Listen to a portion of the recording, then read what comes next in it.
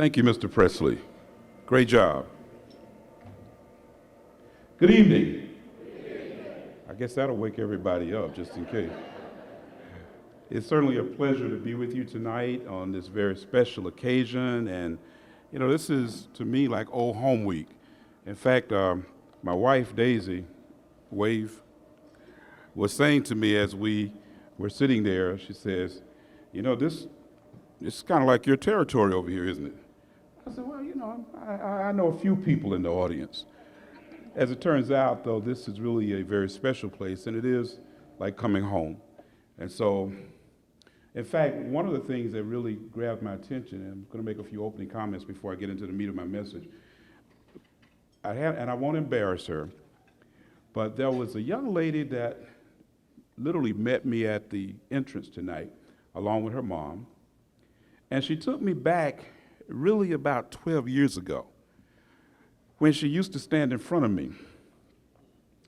And to see where she is today, and to see not just the passage of time, and here she is now as a young married woman, 24 years old, with 2 kids, and just the picture of life itself. It tugged on my heart, because that's what my purpose in life has always been about, is helping young people to accomplish their dream. And so I want to say thank you. I won't make you stand up, but you know who I'm talking about. Barbara, I like to get that DJ voice working every now and then, too. It's truly a pleasure to be here tonight. As you can tell, I'm excited and having an opportunity to be able to share with you. Judge Orfinger saw me as we were coming in, and he saw this notebook I was carrying, and he questioned me about how long I was going to speak tonight. I said, that depends on the applause. The more applause we get, there you go. The more applause, the shorter the message.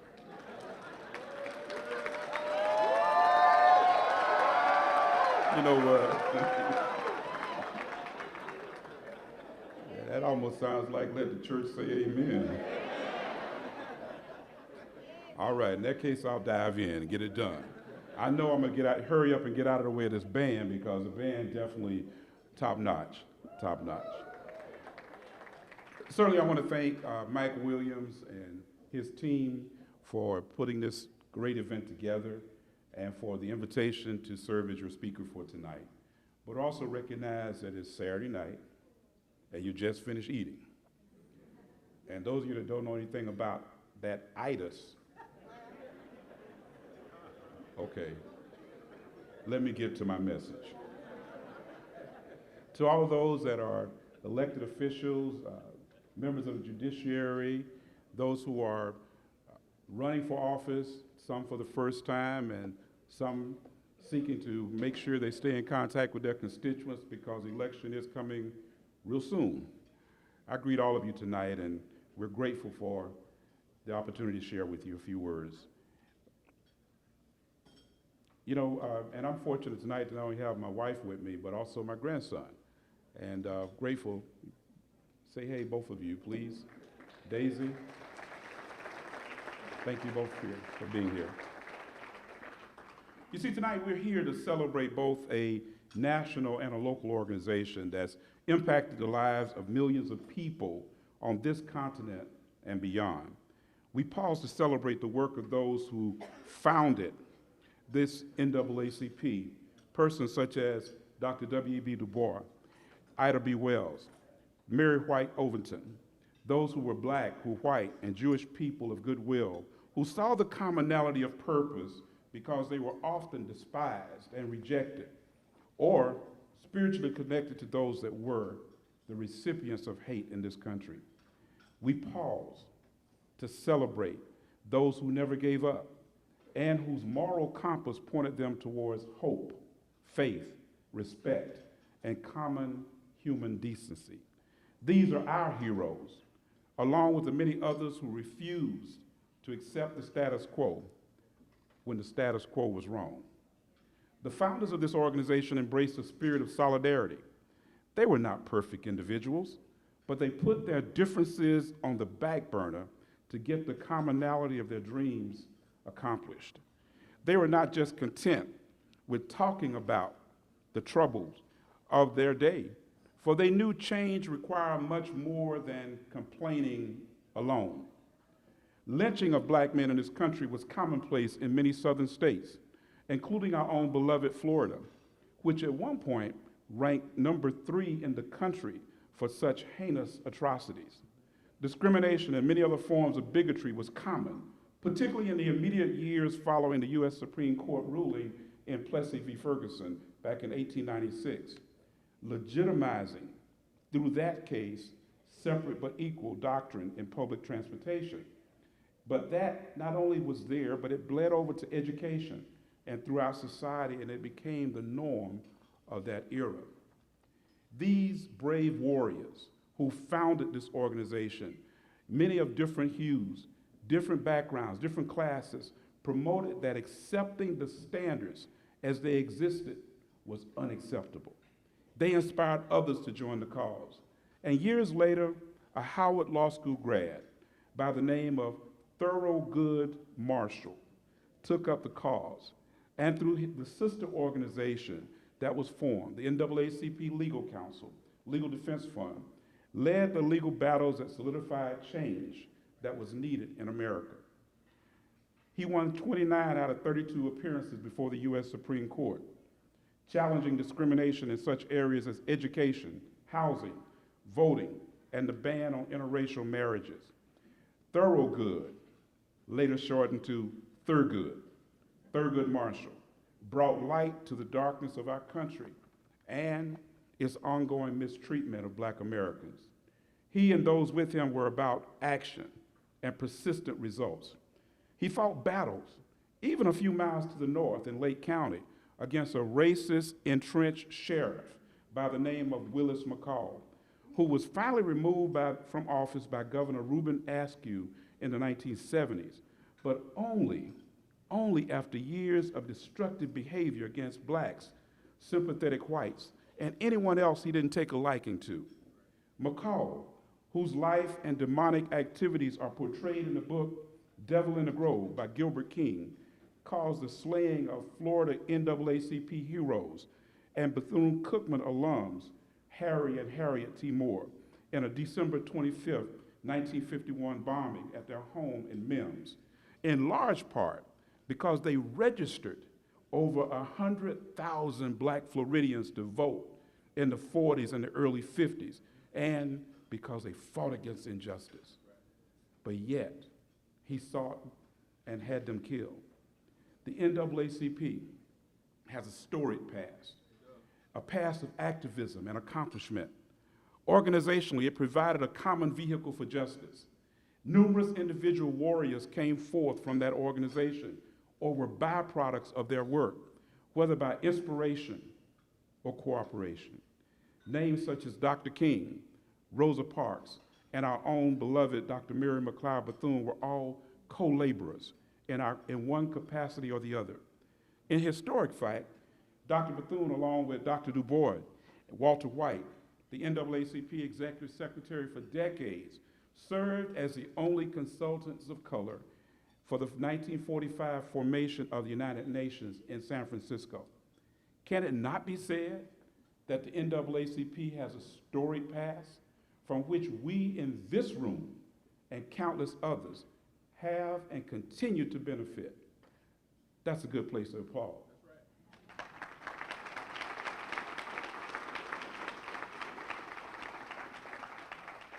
But as the wonderful singer Janet Jackson says in her song, "What have you done for me lately? What have you done for me lately?" You know, somehow that song seems to embody the focus of the current times in which we live. We need to change that narrative. For with the struggles of too many of our organizations, colleges, and schools, we must pull a chapter from our history books. And instead of asking the question, "What have you done for me lately?" the question must be spoken, "What have I done to strengthen the organization that's done so much for so many and continues to do so, including me. You see, if you needed to have a topic for my message tonight, for you to dwell on or for you to carry home, I would take you to the book of Esther, who was questioned by her uncle Mordecai. Have you been brought to the kingdom for such a time as this? He asked her that question. And so I ask each of you that question as well. Have you been brought to the NAACP for such a time as this? The operative phrase, for such a time as this. What we have to understand is that while many battles in our past were won that established civil rights, eliminated housing discrimination and segregated schooling, and prohibited bans on interracial marriages and other societal changes, there's still battles to be fought right now in this season. Things such as lynching are no longer common. But how does a young 23-year-old white male, such as James Fields, who was just sentenced to life in prison this week, develop such hatred that he chooses to become a neo-Nazi and uses a car to run over a crowd of protesters, killing a beautiful young 32-year-old white female protester by the name of Heather Heyer? It brings back the haunting memories of Selma, of the Edmund Pettus Bridge, and even the first white martyr of the civil rights movement, Viola Liuzzo. How does another young white supremacist by the name of Dylan Roof walk into an AME church in Charleston, South Carolina, sit through the Bible study, and then pull out a gun to slay the pastor and 8 other worshipers? Now, neither of these young men nor others like them were even born during the turbulent times of the Civil War. They weren't born during Reconstruction, segregation, Jim Crow, or the Ku Klux Klan era. Where does this hatred come from? And if it were merely an isolated event, that would be one thing. But such violent assaults have become far too common in our country. And we seem to have become a society that accepts those outcomes of Sandy Hook, Pulse nightclub, Columbine, or Marjorie Stoneman Douglas High School as just another day or incident for the news to report. I believe we, the NAACP, and others of goodwill must say no. We are not going to sit idly by and allow these past travesties to become our present narrative, and certainly not our future. I ask you the question, have you been brought to this nation for such a time as this? The time is over for those who like to Monday morning quarterback on Facebook, but never contribute to the cause.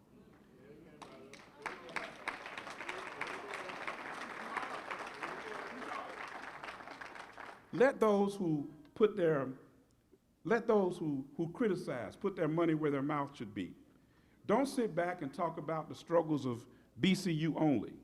Donate and strengthen the school to get back on its feet.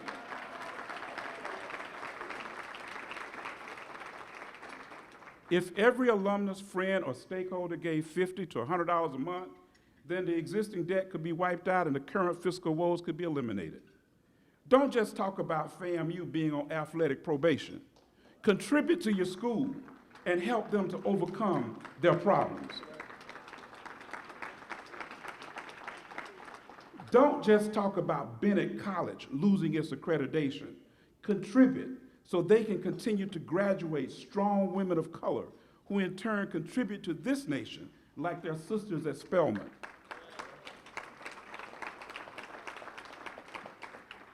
Further, if we all gave as we should to support the NAACP, maybe we could strategize together in order to teach the nation how to love one another. Just maybe we could register the countless numbers of those who are not and bring about a change in the narratives of both the state and federal governments. Maybe we could conquer the isms of our country: racism, sexism, culturalism, ageism, moneyism, hatredism, povertyism, et cetera, et cetera, et cetera. Have you been brought to the table for such a time as this? And yet, my friends, within our own house, we still have much work to do. We've allowed too many artificial barriers to emerge and to stand in our way of working together. Sooner or later, a house divided, a school divided, a country divided against itself will not stand. We must address the challenges of protecting the right to vote, the centerpiece of our democracy. We must work to constantly improve educational opportunities, the best strategy for economic empowerment and destroying poverty and ignorance. We've been placed on planet Earth in this time and in this season for such a time as this. Our work and our assignment must be focused on protecting the gains of the last century.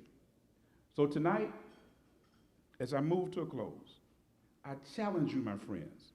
You are that chosen generation for this time and season, to be the example for our youth to talk about as we talk about those who came before us, the Du Boises, the Bethunes, the Parks, the Kings, the Marshalls.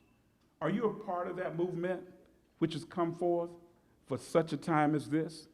We need you to be. Our country needs you, and the generation needs you as well. I believe we'll answer that call, starting in our own households, as a true example for our children and grandchildren to follow. I believe we will answer the call through our ongoing support of the NAACP and our HBCUs. I believe we will not only get through the current battles, but come out on the other side renewed, redeemed, and ready to set a new standard of grace, integrity, and love for one another.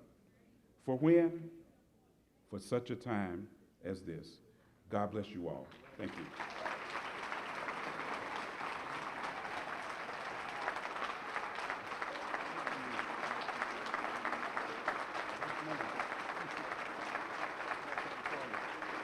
For such a time as this, it is that time. The stakes are too high, and we can't rest. What an awesome message, what a timely message, and what a time to acknowledge the works and the messenger tonight. It's coming. What y'all got going on? I'm not sure. You know how Mike is. He's got something up his sleeve. Well, great. Looks like a rest pillow. Yeah. I need that. Yeah. Tonight, thank you. Tonight, for being our keynote speaker, Judge Grimes, there's so many names I can call you. Hugh Grimes, Judge Grimes, a small town boy from Bato, Florida. Okay, yes. Ken Riley's cousin. That's it. My alpha brother. I can call him all of those things. All of those things. But tonight, we want to present you with a keynote speaker plaque. And it says for being the keynote speaker at the 29th annual NAACP Freedom Fund Banquet. We also want to present you with this nice basket from Advent Health. Oh, somebody shut me down. That's the first. That's the first. Ben Johnson, somebody shut me down. That's the first. Okay. My 4 minutes up. Anyway, when you get me back on, this basket was given to us by Advent Health DeLand. They gave us 2 baskets. This one we're going to give to the speaker. We have another one we're going to present to our honoree tonight as well. But thank you, thank you, thank you. All righty? Thank you. All right? Could I say one thing? Yeah, please. Absolutely.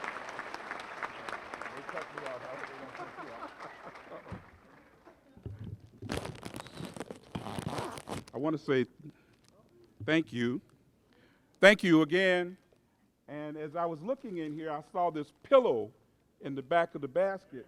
And I was thinking about the fact that in about 28 hours, I will be fully stepping aside as the interim president at Bethune-Cookman, and Dr. Cright will be taking over as the new president starting on Monday. I saw this pillow in the back, and I was thinking that was a subtle message that I can now go to sleep. So thank you, Mike. We tend to use it.